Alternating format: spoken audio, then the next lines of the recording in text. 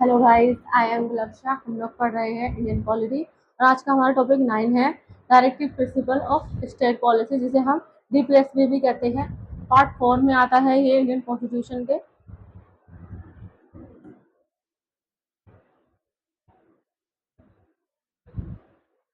Directive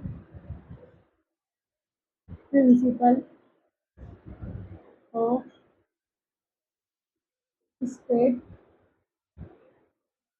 policy Indian constitution के part 4 में आता है।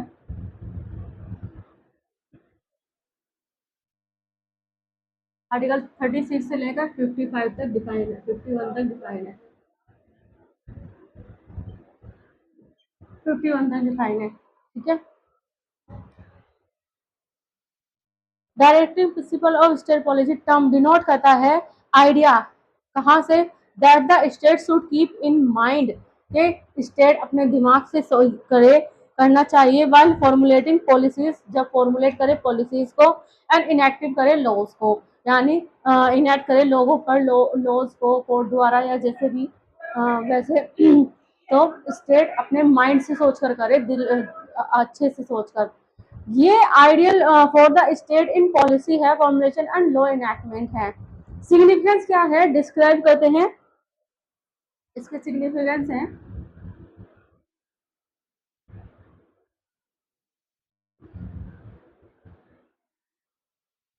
डिस्क्राइब किए गए हैं बाई डॉक्टर भीमराव अंबेडकर द्वारा, यानी एक नोवेल फीचर है। और द इंडियन कॉन्स्टिट्यूशन के इम्बडिंग करते हैं इसकी फिलोसफी को एंड सर्व करते हैं इसके सोल को, यानी आत्मा को।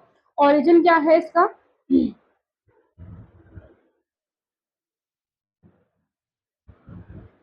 ओरिजिन ओरिजिन इंस्पायर्ड क्या है इरिश कॉन्स्टिट्यूशन से, यानी आयरलैंड से, जो कि अपने आप में इन्फ्लुएंस करता है स्पेनिश कॉन्स्टिट्यूशन से। इरिश का जो कॉन्स्टिट्यूशन है वो स्पेनिश कॉन्स्टिट्यूशन से प्रभावित है। ठीक है। Resemble the instrument of instruction है from the government of India act 1935 से। ऑब्जेक्टिव क्या है इसके,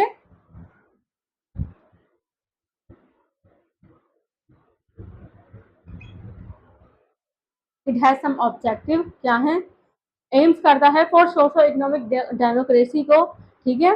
कंप्लीमेंटिंग करता है पॉलिटिकल डेमोक्रेसी को। यूपीएससी 2015 में ये सवाल आया था। ठीक है। लीगल एक्सेशन क्या है, laws under article 39 clause B and clause C can not be declare होते हैं unconstitutional based in article 14 and 19 पर, ये अनकॉन्स्टिट्यूशनल है। ठीक है। की इनसाइड क्या है इसके,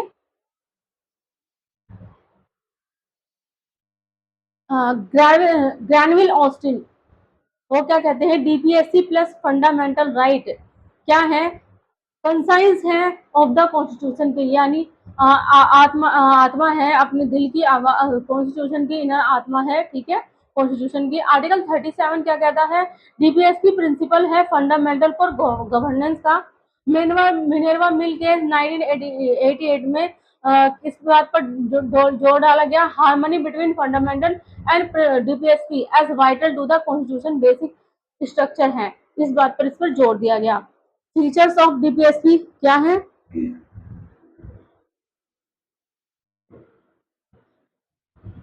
features of DPSP, what is it, comprehensive program. Comprehensive program क्या है, पहला है इसमें comprehensive programme.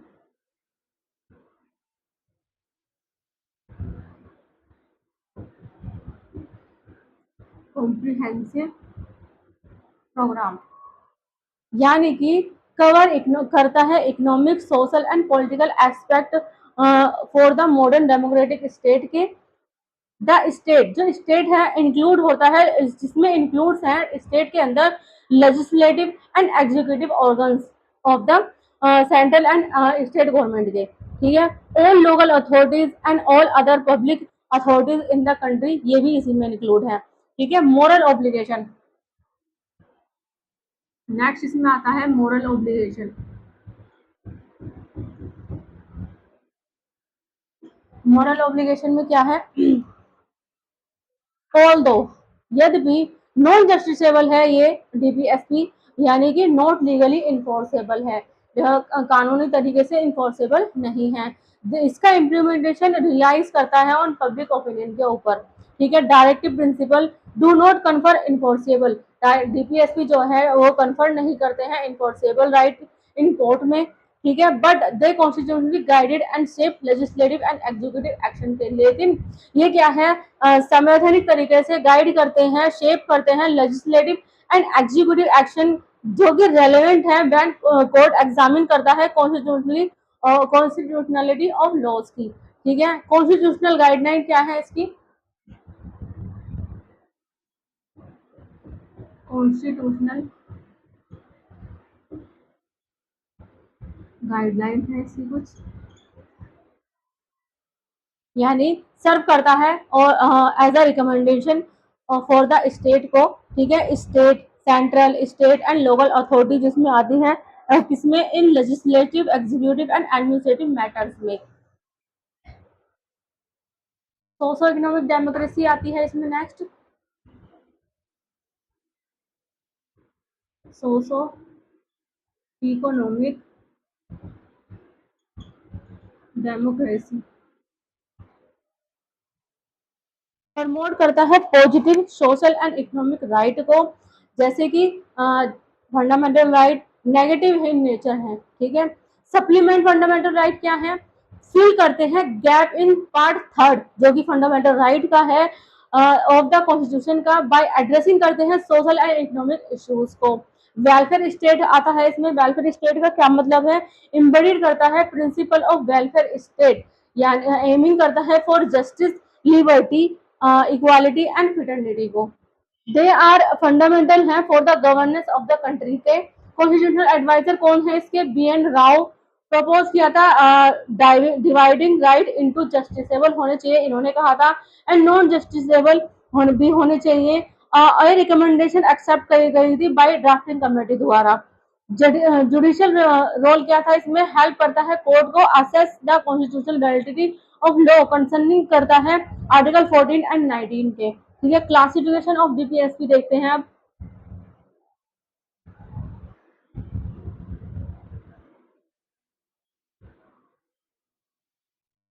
Classification of DPSP क्या है, कॉन्स्टिट्यूशन डज नॉट स्पेसिफाई करता है कॉन्स्टिट्यूशन क्लासिफिकेशन ऑफ डीपीएसपी को ऑन द बेसिस ऑफ किस पर, कंटेंट। दीज आर क्लासिफाई करते हैं socialist, Gandhian and liberal intellectual में। इसमें पहला हम देखते हैं सोशलिस्ट।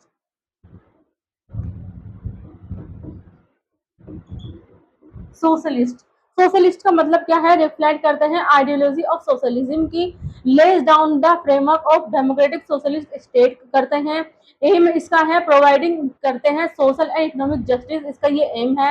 एंड सेट करते हैं path toward the welfare state को। इसमें पहला आता है आर्टिकल 38 जो प्रमोट करता है social, economic and political justice को, मिनिमाइज करते हैं income and opportunities inequalities 44 amendment में। आर्टिकल 39 स्टेट पॉलिसीज टू करते हैं इंश्योर, किस बात की सुनिश्चित करते हैं, livelihood equality for man and women के लिए, डिस्ट्रीब्यूशन होना चाहिए रिसोर्सेज का फॉर द कॉमन गुड्स के लिए, प्रिवेंशन होना चाहिए वेल्थ कंसंट्रेशन का, इक्वल पे होना चाहिए फॉर इक्वल वर्क के लिए, health and safety of worker and childrens की, child development and protection 42nd amendment में आते हैं, ये भी इसी में डिफाइन है। आर्टिकल 39A प्रमोट करता है इक्वल जस्टिस एंड प्रोवाइड करता है फ्री लीगल एंड एड को, 42nd अमेंडमेंट में है ये भी। एग्जांपल इसमें आते हैं legal service authorities act 1987, section 12 free legal service बहुत सारे सेक्शंस पर दी गई है सोसाइटी में। आर्टिकल 41 इंश्योर करता है राइट टू वर्क या एजुकेशन एंड पब्लिक असिस्टेंट को। आर्टिकल 42 प्रोवाइड करता है human work condition and maternity leave को। आर्टिकल 43 सिक्योर करता है living wage and decent living standard for workers की। आर्टिकल 43A वर्कर्स पार्टिसिपेट कर सकते हैं in industry management, 42nd amendment में आते हैं ये भी। आर्टिकल 47 इंप्रूव करते हैं nutrition, living standard and public health को। नेक्स्ट आता है गांधीयन प्रिंसिपल।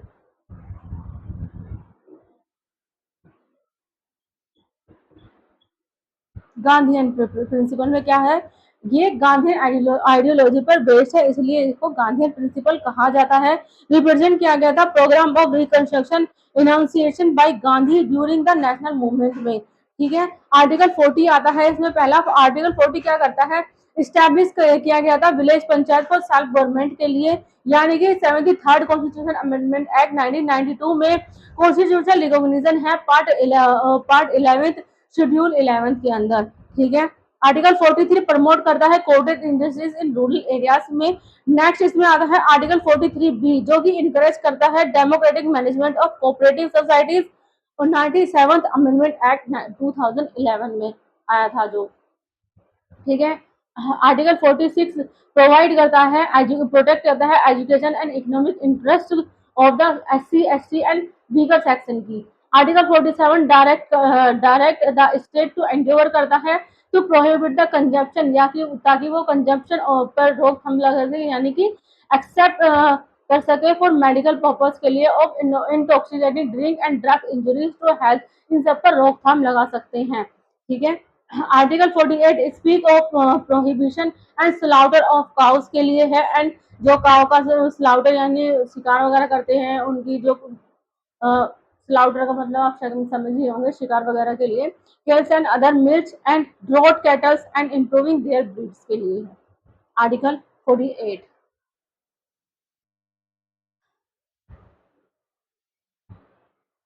नेक्स्ट आता है लिबरल इंटेलेक्चुअल।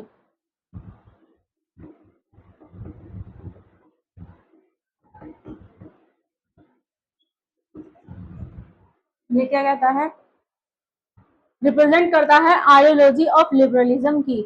आर्टिकल 44 इसमें आता है, इस्टेब्लिश किया गया है union civil code, uniform civil code यानी यूसीसी। अभी रिसेंटली 2-1 साल हो गए जब से ये बहुत ज़्यादा ट्रेंड में था, बहुत ज़्यादा बातें हो रही थी यूनिफॉर्म सिविल कोड के ऊपर 2023 से ही, और नेशनल इंटीग्रेशन के लिए। ठीक है, तो आर्टिकल 44 में ये आता है। शाहबानो केस 1985 में आया था, इसमें क्या कहा गया था, हाईलाइट किया गया था need to the resolve conflict legal loyalties की। आर्टिकल 45 आता है इसमें, यानी इंश्योर करता है अर्ली चाइल्डहुड एजुकेशन, यानी शुरुआत की जो चाइल्डहुड एजुकेशन है for children up to 6 86 constitution amendment act 2002 में आता है ये। आर्टिकल 48 प्रमोट करता है modern agriculture and animal husbandry को। आर्टिकल 48 ए प्रोटेक्ट करता है एनवायरमेंट एंड वाइल्ड लाइफ को। 42nd कॉन्स्टिट्यूशन अमेंडमेंट एक्ट 1976 में आता है। आर्टिकल 49 सेफगार्ड है historic movement of national importance के लिए, इसमें एग्जांपल है enforcement adopt to heritage scheme. Article 50 separate करता है जुडिशरी फ्रॉम द एग्जीक्यूटिव से। आर्टिकल 51 फोस्टर करता है इंटरनेशनल पीस एंड रिस्पेक्ट करता है फॉर लॉज की। ठीक है, न्यू डायरेक्टिव प्रिंसिपल क्या है, अमेंडमेंट, ये मैं आपको अगले पार्ट में पढ़ाऊंगी। ठीक है, 5th से लेकर 12th तक अगर आपको किसी भी सब्जेक्ट में कोई भी ट्यूशन पढ़ना हो, आप नीचे कैप्शन में हमारा नंबर दिया गया है, इस पर हमें एनी टाइम हमें कॉल कर सकते हैं।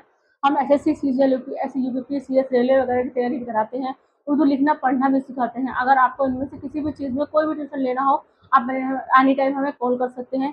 ज़्यादा लाइक करें, सब्सक्राइब करें, कमेंट करें। Thank you so much.